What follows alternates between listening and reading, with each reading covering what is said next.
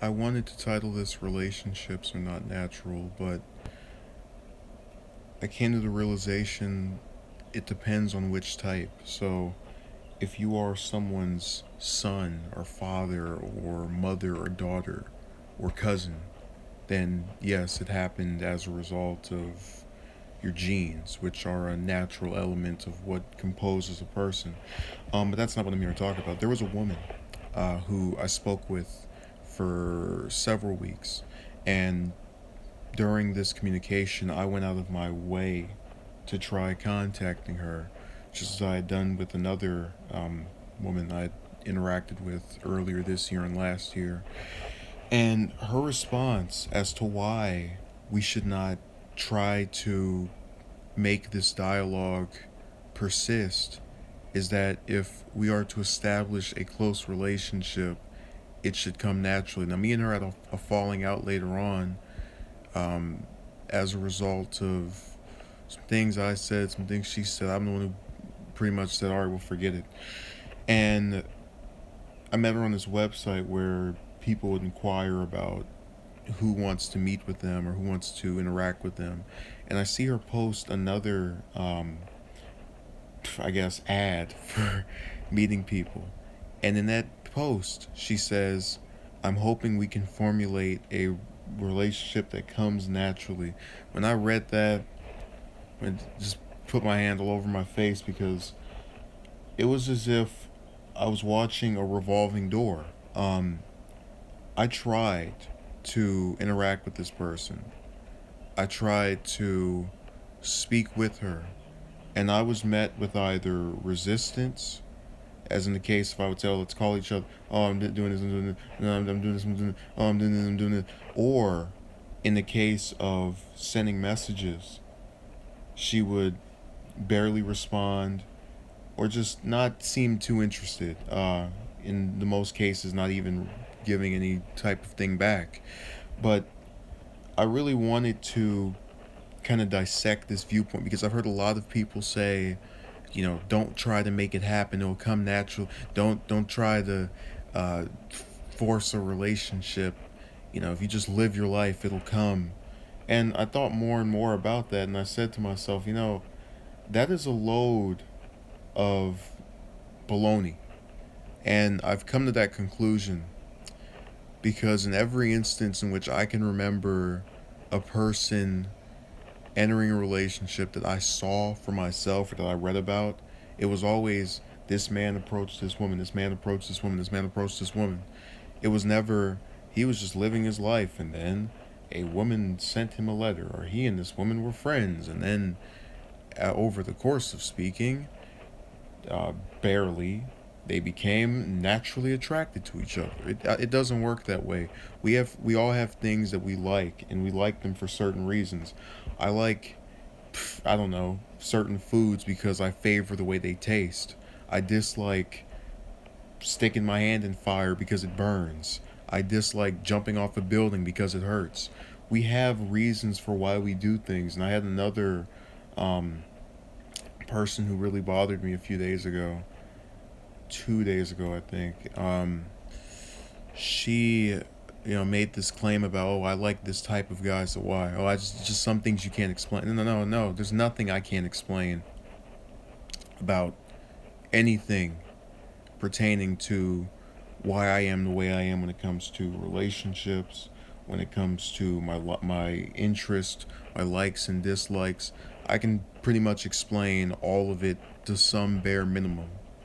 So I'm not trying to portray myself as the ultimate logic individual, but certainly there's a reason for why she has it in her mind that there are things that just occur. No, they don't. I've sat here for years and I've seen men go after women that, enter relationships. Sometimes they don't enter them. I've seen men such as myself become more and more to the left when it comes to just having this, I guess, negative viewpoint of their chances. And, those views and those feelings, whether they be positive or negative, are made to happen by what someone else said or did.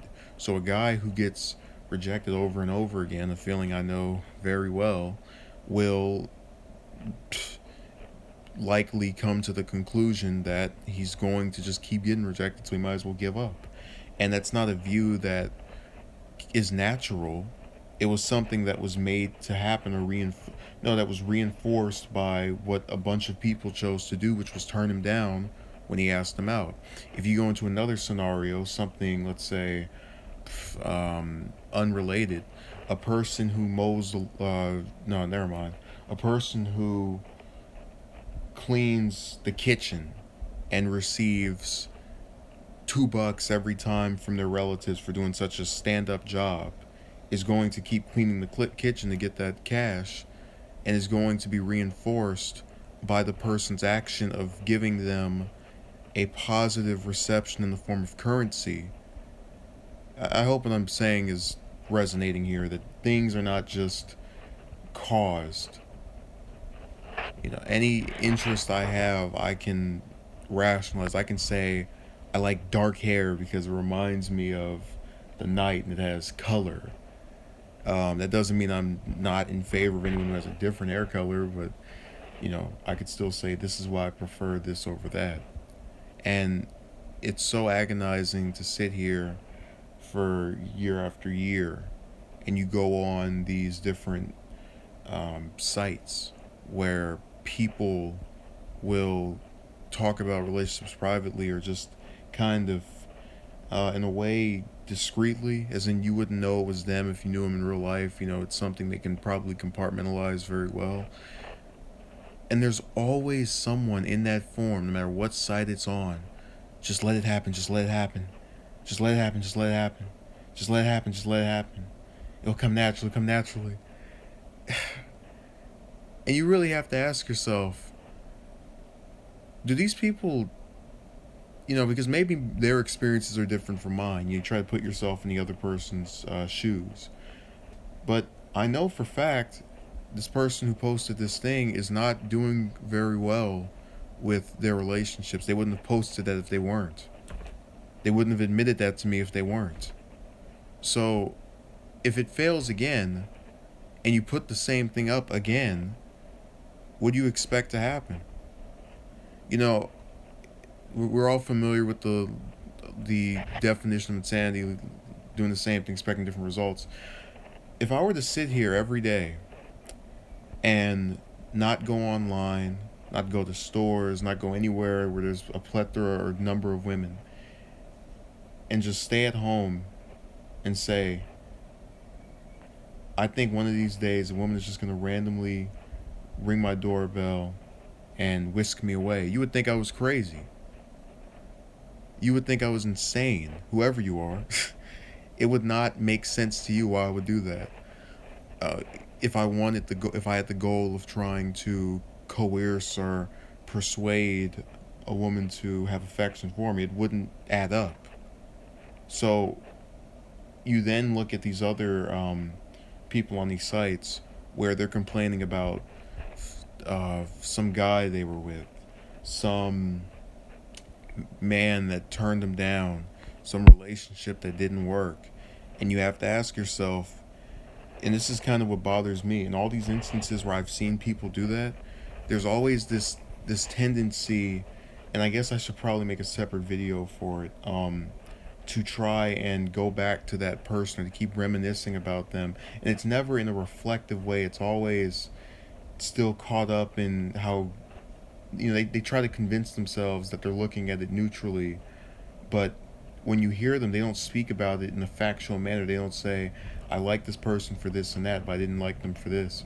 They'll say, oh, well, he was great because of this, and even though he did this and this and this and this and this and then this is, he still was good because, no, he wasn't good.